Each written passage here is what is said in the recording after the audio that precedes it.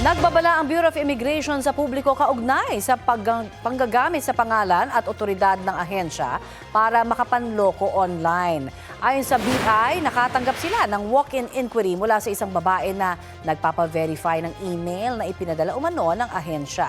Kaugnay po yan sa isang package na ipinadala mula abroad ng kanyang nobyong foreigner. Base sa email, hinarang yun ng Ministry of Interior ng Bureau of Immigration dahil may kailangan pang bayaran bago ito i-release. Mga kapuso, hindi po ito totoo dahil isa itong uri ng love scam. Paalala ng ahensya, hindi nag-ooperate sa ilalim ng Ministry of Interior ang BI.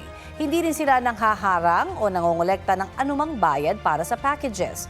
Inendorso na nila ang insidente sa Cybercrime Investigation and Coordinating Center at National Bureau of Investigation Cybercrime Division para imbestigahan.